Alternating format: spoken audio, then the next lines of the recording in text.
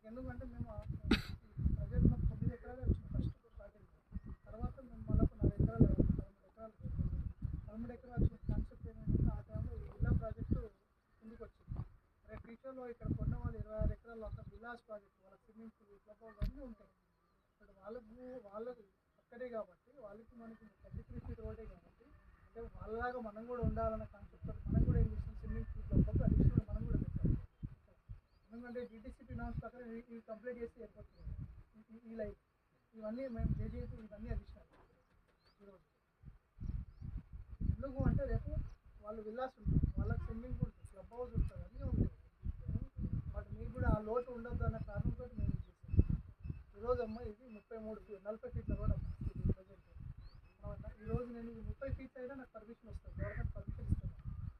ఈరోజు నాకు 30 ఫీట్స్ అయినా నాకు గవర్నమెంట్ పర్మిషన్ ఇస్తుంది. కానీ నేను ఫ్యూచర్ బాగుండాలి, ఫ్యూచర్ ఇబ్బంది కావద్దని 40 ఫీట్ల రోడ్ ఇచ్చాను. ఈరోజు 40 ఫీట్ల రోడ్ ఇవ్వడం వల్ల నాకు 10 ఫీట్ ఇస్తారా?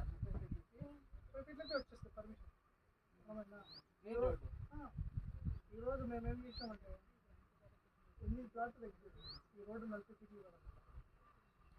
కానీ ఈరోజు 8 ప్లాట్లు కదా ఫ్యూచర్ కోసం పలానా ఈ వెంచర్ ఎవరు చేశారు, పలానా వాళ్ళు పలానా బిల్డర్స్ వాళ్ళు బాగుంటుంది అని ఒక హెచ్ఎంబీ నామ్స్ ప్రకారం ఇప్పుడు ఇవ్వట్లేదు కదా, మెయిన్ పెద్ద పెద్ద రోడ్లన్నీ వదిలేయాల్సింది కదా.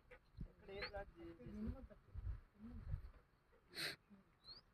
30 కంటే బిలో ఉంటే పర్మిషన్ ఉంటుంది.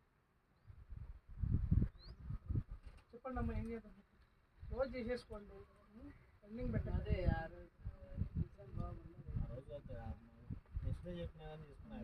నెక్స్ట్ రోజు కాదు మళ్ళీ మంగళవారం బుధవారం చేస్తామన్నారు, ఆ రోజు చేసినా అయిపోయింది. ఏ రోజు పోయిందంటే చూపిస్తాం.